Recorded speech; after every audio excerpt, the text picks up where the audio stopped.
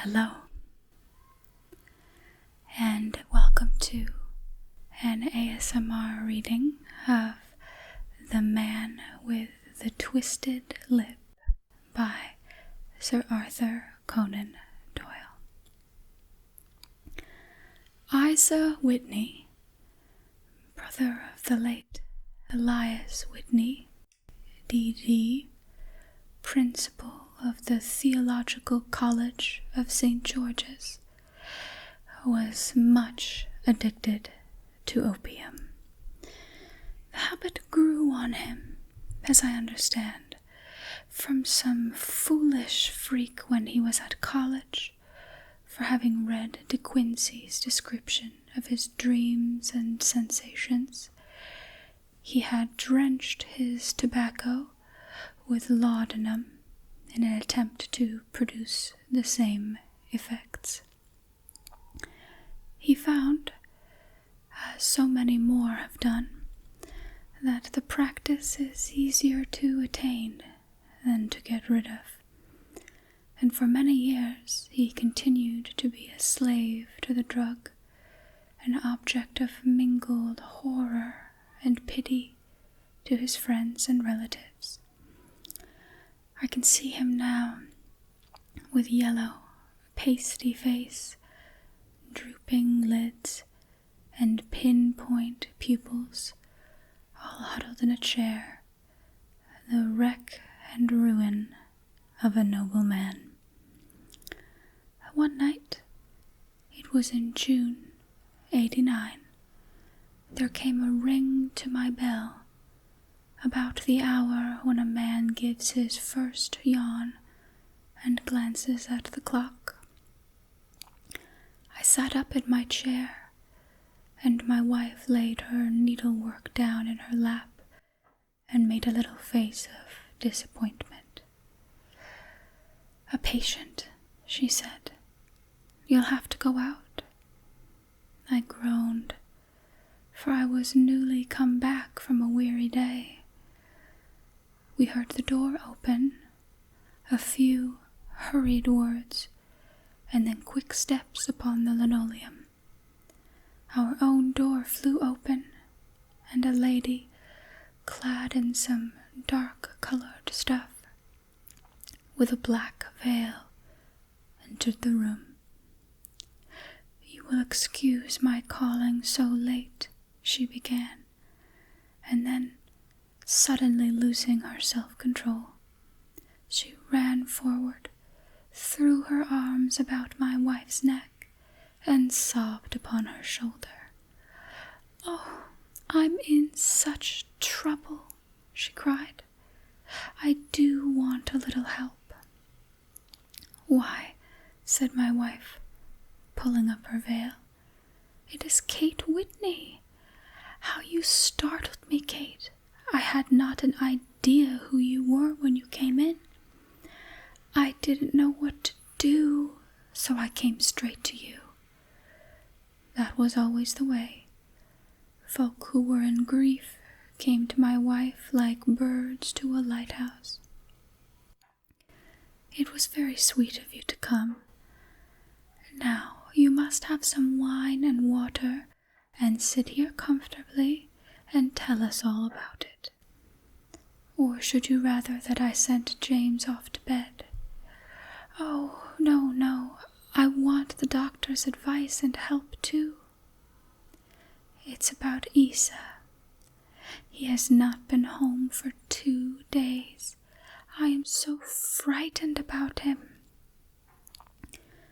It was not the first time that she had spoken to us of her husband's trouble. To me as a doctor, to my wife as an old friend and school companion, we soothed and comforted her by such words as we could find. Did she know where her husband was? Was it possible that we could bring him back to her? It seems that was it. She had the surest information that of late he had, when the fit was on him, made use of an opium den in the farthest east of the city. Hitherto, they had always been confined to one day, and he had come back, twitching and shattered, in the evening. But now the spell had been upon him 48 hours, and he lay there, doubtless among the dregs of the docks, breathing in the poison or sleeping off the effects. There has to be found, she was sure of it. He was at the Bar of Gold in Upper Swandam Lake. But what was she to do? How could she, a young and timid woman, make her way to such a place and pluck her husband out from among the ruffians who surrounded him? There was the case, and of course there was but one way out of it. Might I not escort her to this place? And then, as a second thought, why should she come at all? I was Isa Whitney's medical adviser, and as such I had influence over him. I could manage it better if I were alone. I promised her on my word that I would send him home in a cab within 2 hours, if he were indeed at the address which she had given me. And so in 10 minutes I had left my armchair and cheery sitting room behind me, and was speeding eastward in a hansom on a strange errand, as it seemed to me at the time, though the future could only show how strange it was to be. There was no great difficulty in the first stage of my adventure. Upper Swandam Lane is a vile alley lurking behind the high wharves which line the north side of the river to the east of London Bridge. Between a slop shop and a gin shop, approached by a steep flight of steps, leading down to a black gap like the mouth of a cave, I found the den of which I was in search. Ordering my cab to wait, I passed down the steps, worn hollow in the center by the ceaseless tread of drunken feet, and by the light of a flickering oil lamp above the door.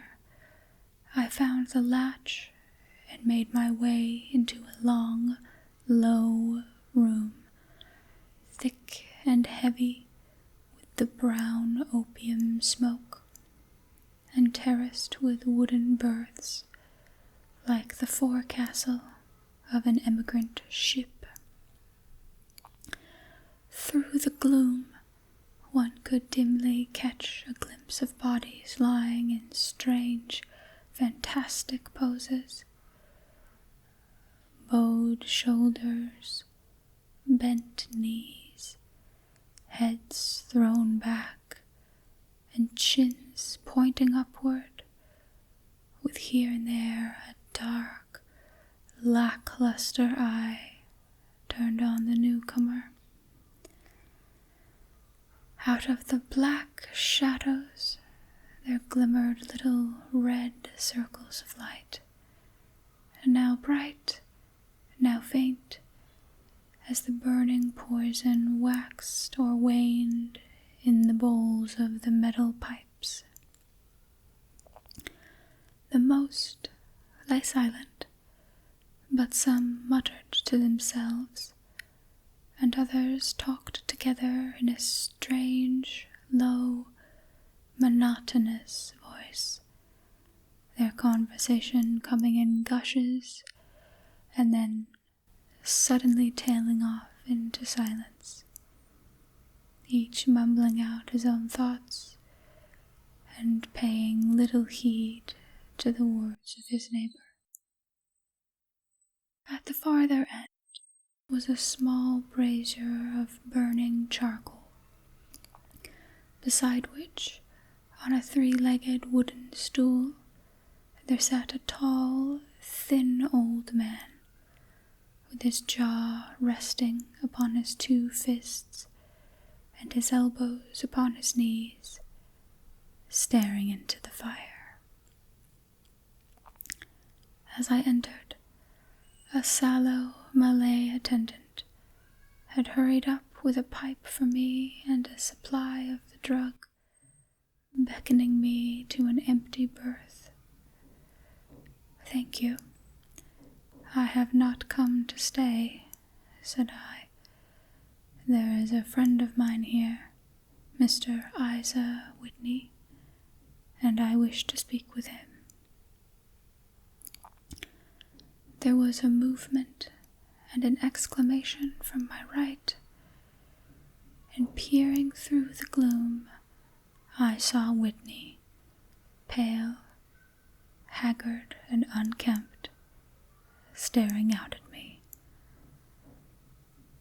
"My God, it's Watson," said he.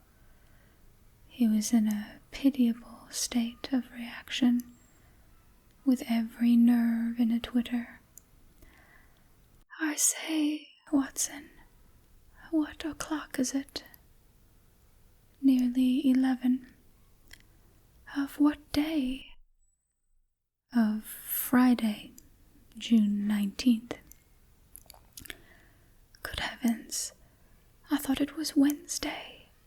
"It is Wednesday. What do you want to frighten a chap for?" He sank his face into his arms and began to sob in a high treble key. "I tell you that it is Friday, man. Your wife has been waiting this 2 days for you. You should be ashamed of yourself." "So I am. But you've got mixed, Watson, for I have only been here a few hours. 3 pipes, 4 pipes, I forget how many. But I'll go home with you. I wouldn't frighten Kate.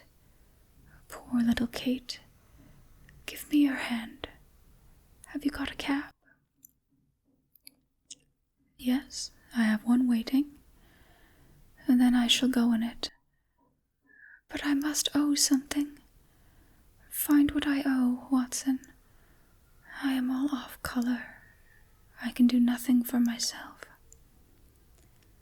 I walked down the narrow passage between the double row of sleepers, holding my breath to keep out the vile, stupefying fumes of the drug, and looking about for the manager.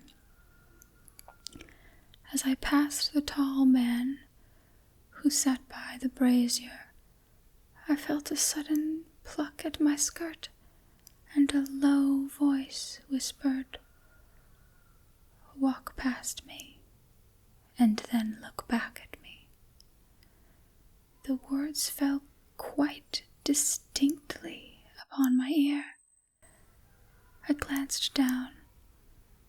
They could only have come from the very old man at my side, and yet he sat now, as absorbed as ever, very thin, very wrinkled, bent with age, an opium pipe dangling down from between his knees, as though it had a dropper in sheer lassitude from his fingers. I took 2 steps forward and looked back. It took all of my self-control to prevent me from breaking out into a cry of astonishment. He had turned his back so that none could see him but I. His form had filled out. His wrinkles were gone. The dull eyes had regained their fire. And there, sitting by the fire and grinning at my surprise, was none other than Sherlock Holmes. He made a slight motion to me to approach him, and instantly, as he turned his face half round to the company once more, subsided into a doddering, loose-lipped senility. "Holmes," I whispered, "what on earth are you doing in this den?" "As low as you can," he answered. "I have excellent ears. If you would have the great kindness to get rid of that sottish friend of yours, I should be exceedingly glad to have a little talk with you. I have a cab outside. Then pray send him home in it. You may safely trust him, for he appears to be too limp to get into any mischief. I should recommend that you also send a note by the cabman to your wife to say that you have thrown in your lot with me. If you will wait outside, I shall be with you in 5 minutes." It was difficult to refuse any of Sherlock Holmes' requests, for they were always so exceedingly definite and put forward with such a quiet air of mastery. I felt, however, that when Whitney had once confined in the cab, my mission was practically accomplished, and for the rest, I could not wish anything better than to be associated with my friend in one of those singular adventures which were the normal condition of his existence. In a few minutes, I had written my note, paid Whitney's bill, let him out to the cab, and seen him driven through the darkness. In a very short time, a decrepit figure had emerged from the opium den, and I was walking down the street with Sherlock Holmes. For 2 streets he shuffled along with a bent back and an uncertain foot. Then, glancing quickly round, he straightened himself out and burst into a hearty fit of laughter. "I suppose, Watson," said he, "that you imagine that I have added opium smoking to cocaine injections and all the other little weaknesses on which you have favored me with your medical views. I was certainly surprised to find you there, but not more so than I to find you. I came to find a friend, and I to find an enemy." "An enemy?" "Yes, one of my natural enemies, or shall I say, natural prey. Briefly, Watson, I am in the midst of a very remarkable inquiry, and I have hoped to find a clue in the incoherent rambling of these sots, as I have done before now. Had I been recognized in that den, my life would not have been worth an hour's purchase, for I have used it before now for my own purposes, and the rascally Lascar who runs it has sworn to have vengeance upon me. There is a trap door at the back of that building, near the corner of Paul's Wharf, which could tell some strange tales of what has passed through it upon the moonlit nights. What? You do not mean bodies?" "Aye, bodies, Watson. We should be rich men if we had £1,000 for every poor devil who has been done to death in that den. It is the vilest murder trap on the whole riverside, and I fear that Neville St. Clair has entered it never to leave it more. But our trap should be here." He put his 2 forefingers between his teeth and whistled shrilly, a signal which was answered by a similar whistle from the distance, followed shortly by the rattle of wheels and the clink of horses' hooves.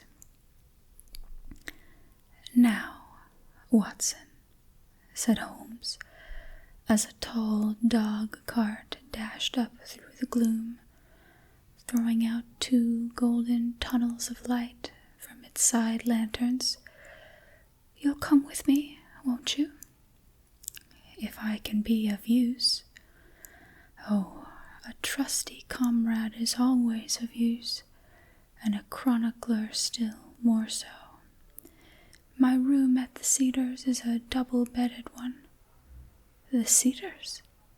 "Yes, that is Mr. St. Clair's house. I am staying there while I conduct the inquiry." "Where is it, then?" "Near Lee, in Kent. We have a 7-mile drive before us. But I am all in the dark." "Of course you are. You'll know all about it presently. Jump up here. All right, John. We shall not need you. Here's half-a-crown. Look out for me tomorrow, about 11. Give her head. So long, then."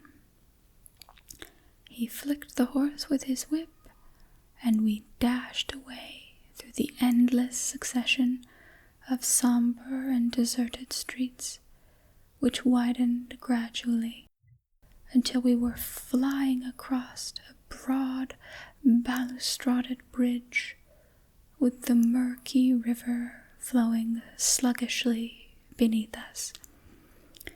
Beyond lay another dull wilderness of bricks and mortar, its silence broken only by the heavy, regular footfall of the policeman, or the songs and shouts of some belated party of revelers.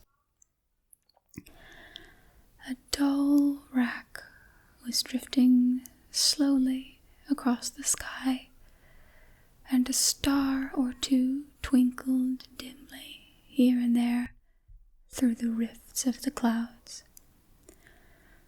Holmes drove in silence, with his head sunk upon his breast, and the air of a man who is lost in thought, while I sat beside him, curious to learn what this new quest might be, which seemed to tax his powers so sorely, and yet afraid to break in upon the current of his thoughts. We had driven several miles, and were beginning to get to the fringe of the belt of suburban villas, when he shook himself, shrugged his shoulders, and lit up his pipe with the air of a man who was satisfied himself that he is acting for the best. "You have a grand gift of silence, Watson," said he. "It makes you quite invaluable as a companion. Upon my word, it is a great thing for me to have someone to talk to, for my own thoughts are not over pleasant. I was wondering what I should say to this dear little woman tonight when she meets me at the door. You forget that I know nothing about it. I shall just have time to tell you the facts of this case before we get to Lee. It seems absurdly simple, and yet, somehow, I can get nothing to go upon. There's plenty of thread, no doubt, but I can't get the end of it into my hand. Now, I'll state the case clearly and concisely to you, Watson. Maybe you can see a spark where all is dark to me. Proceed, then. Some years ago, to be definite, in May 1884, there came to Lee a gentleman, Neville St. Clair by name, who appeared to have plenty of money. He took a large villa, laid out the grounds very nicely, and lived generally in good style. By degrees he made friends in the neighborhood, and in 1887 he married the daughter of a local brewer, by whom he now has 2 children. He had no occupation, but was interested in several companies, and went into town as a rule in the morning, returning by the 5:14 from Cannon Street every night. Mr. St. Clair is now 37 years of age, is a man of temperate habits, a good husband, a very affectionate father, and a man who is popular with all who know him. I may add that his whole debts at the present moment, as far as we have been able to ascertain, amount to £88, while he has 220 standing to his credit at the Capital and Counties Bank. There is no reason, therefore, to think that money troubles have been weighing on his mind. Last Monday, Mr. Neville St. Clair went into town rather earlier than usual, remarking before he started that he had 2 important commissions to perform, and that he would bring his little boy home a box of bricks. Now, by the merest chance, his wife received a telegram upon the same day, Monday, very shortly after his departure, to the effect that a small parcel of considerable value, which she had been expecting, was waiting for her at the offices of the Aberdeen Shipping Company. Now, if you are well up in your London, you will know that the office of the company is in Fresno Street, which branches out of Upper Swandam Lane, where you found me tonight. Mrs. St. Clair had her lunch, started for the city, did some shopping, proceeded to the company's office, got her packet, and found herself at exactly 4:35 walking through Swandam Lane on her way back to the station. Have you followed me so far? It is very clear.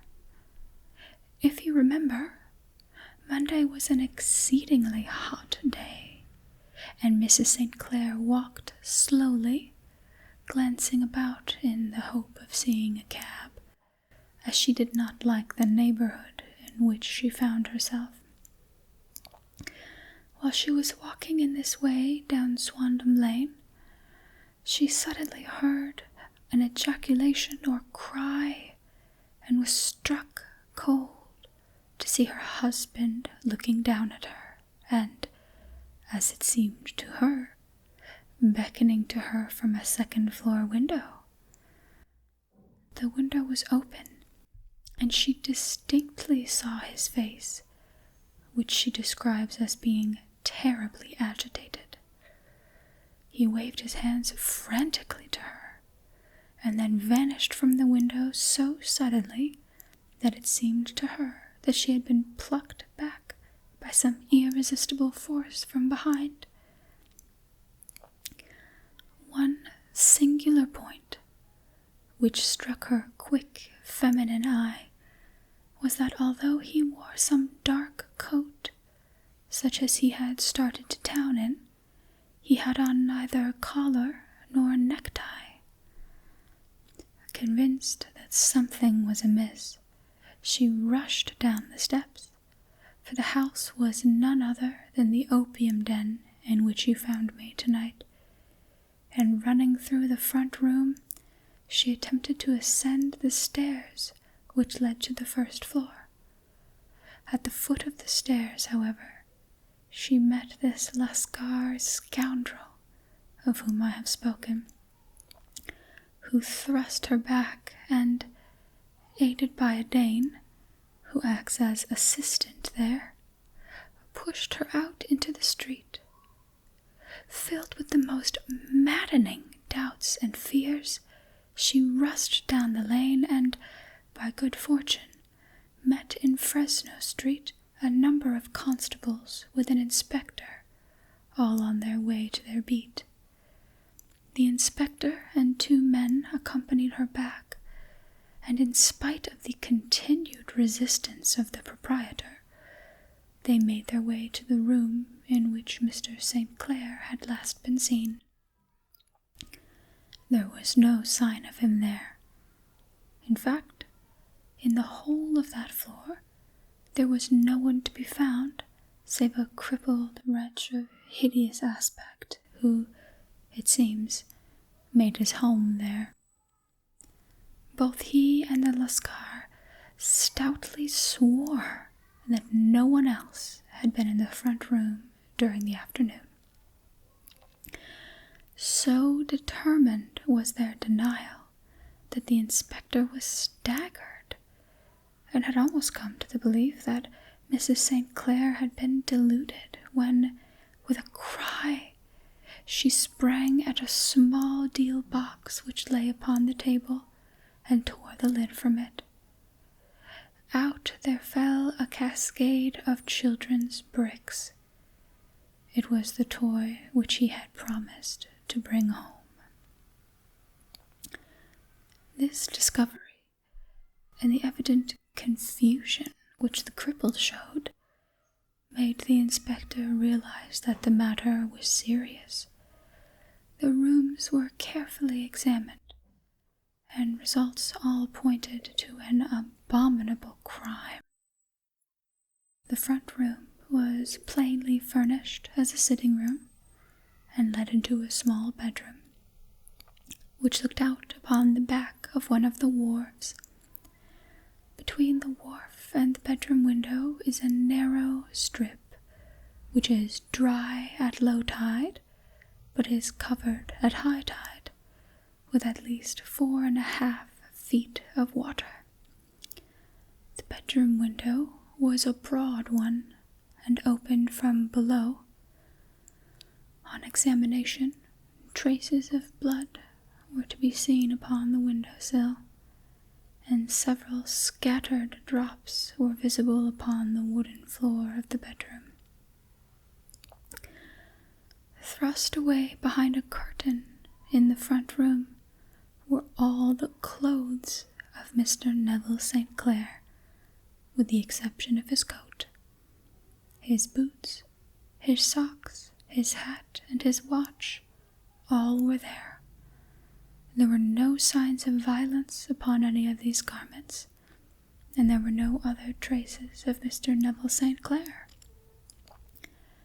Out of the window he must apparently have gone, for no other exit could be discovered, and the ominous bloodstains upon the sill gave little promise that he could save himself by swimming, for the tide was at its very highest at the moment of the tragedy.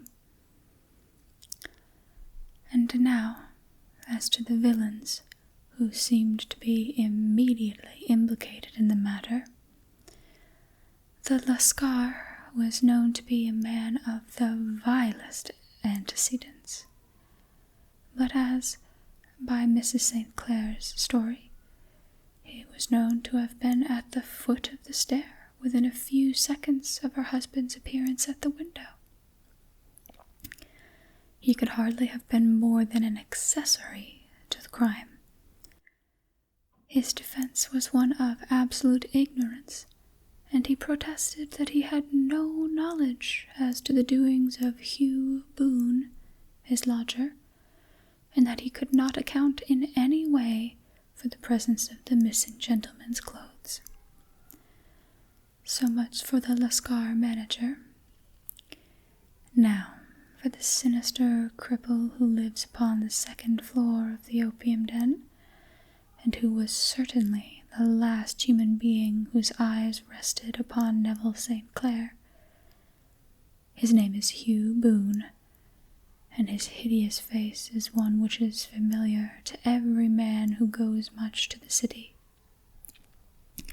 He is a professional beggar, though in order to avoid the police regulations, he pretends to a small trade in wax vestas. Some little distance down Threadneedle Street, upon the left-hand side, there is, as you may have remarked, a small angle in the wall. Here it is that this creature takes his daily seat, cross-legged, with his tiny stock of matches on his lap. And as he is a piteous spectacle, a small rain of charity descends into the greasy leather cap which lies upon the pavement beside him. I have watched the fellow more than once before I ever thought of making his professional acquaintance, and I have been surprised at the harvest which he has reaped in a short time. His appearance, you see, is so remarkable that no one can pass him without observing him. A shock of orange hair, a pale face disfigured by a horrible scar which, by its contraction, has turned up the outer edge of his upper lip, a bulldog chin, and a pair of very penetrating dark eyes, which present a singular contrast to the color of his hair. All mark him out from amid the common crowd of merchants, and so, too, does his wit, for he is ever ready with a reply to any piece of chaff which may be thrown at him by the passers-by. This is the man whom we now learn to have been the lodger at the opium den, and to have been the last man to see the gentleman of whom we are in quest.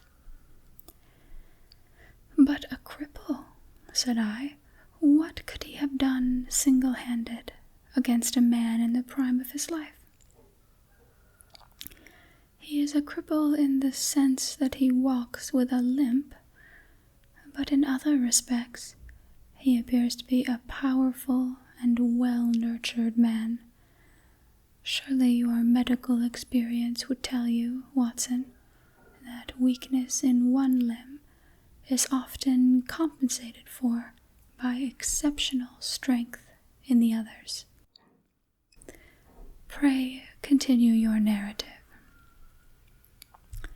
Mrs. St. Clair had fainted at the sight of the blood upon the window, and she was escorted home in a cab by the police, as her presence could be of no help to them in their investigations. Inspector Barton, who had charge of the case, made a very careful examination of the premises, but without finding anything which threw any light upon the matter. One mistake had been made in not arresting Boone immediately, as he was allowed some few minutes during which he might have communicated with his friend the Lascar, but his fault was soon remedied, and he was seized and searched without anything being found which could incriminate him. There were, it is true, some bloodstains upon his right shirt sleeve, but he pointed to his ring finger, which had been cut near the nail, and explained that the bleeding came from there, adding that he had been to the window not long before, and that the stains which had been observed there came doubtless from the same source. He denied strenuously having ever seen Mr. Neville St. Clair, and swore that the presence of the clothes in the room was as much a mystery to him as to the police. As to Mrs. St. Clair's assertion that she had actually seen her husband at the window, he declared that she must have been either mad or dreaming. He was removed, loudly protesting, to the police station, while the inspector remained upon the premises, in hope that the ebbing tide might afford some fresh clue. And it did, though they hardly found upon the mud-bank what they had feared to find. It was Neville St. Clair's coat, and not Neville St. Clair, which lay uncovered as the tide receded. And what do you think they found in the pockets? I cannot imagine. No, I don't think you would guess. Every pocket stuffed with pennies and halfpennies.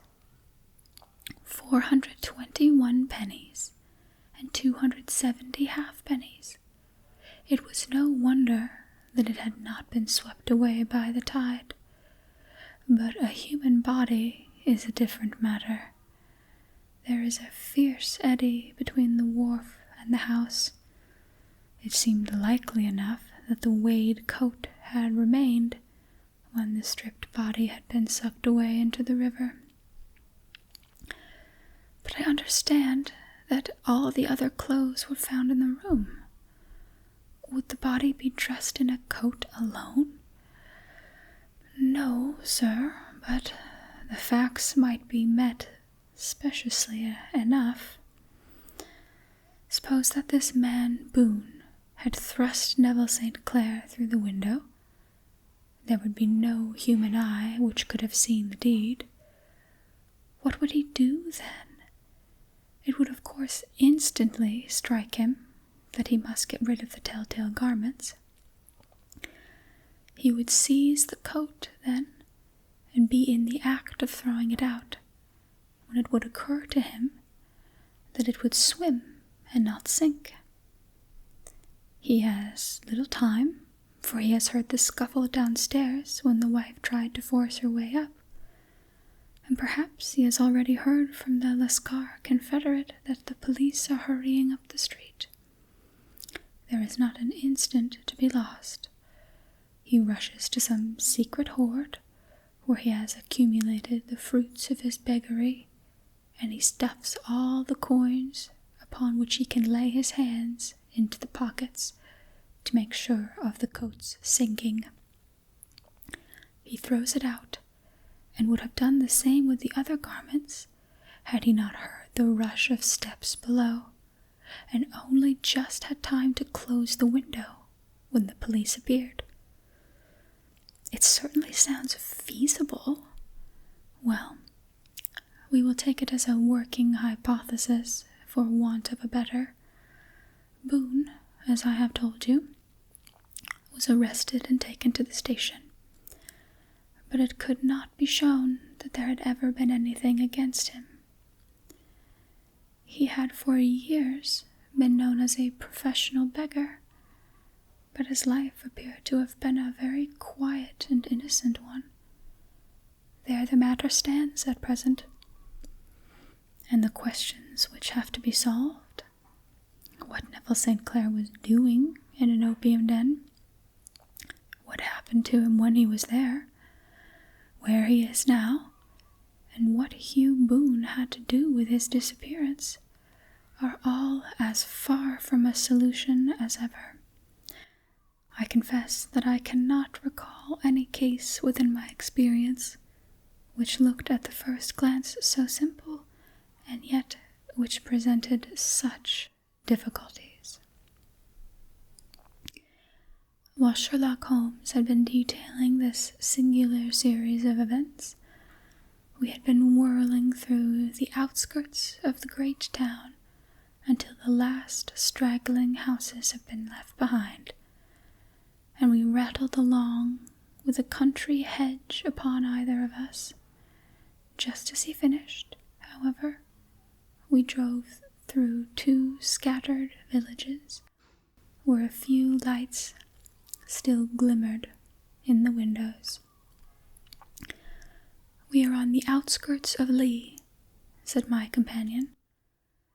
"We have touched on 3 English counties in our short drive, starting in Middlesex, passing over an angle of Surrey, and ending in Kent. See that light among the trees? That is the cedars, and beside that lamp sits a woman whose anxious ears I have already, I have little doubt, caught the clink of our horses' feet. But why are you not conducting the case from Baker Street? I asked. Because there are many inquiries which must be made out here. Mrs. St. Clair has most kindly put 2 rooms at my disposal, and you may rest assured that she will have nothing but welcome for my friend and colleague. I hate to meet her, Watson, when I have no news of her husband. Here we are. Whoa there, whoa. To be continued in part 2.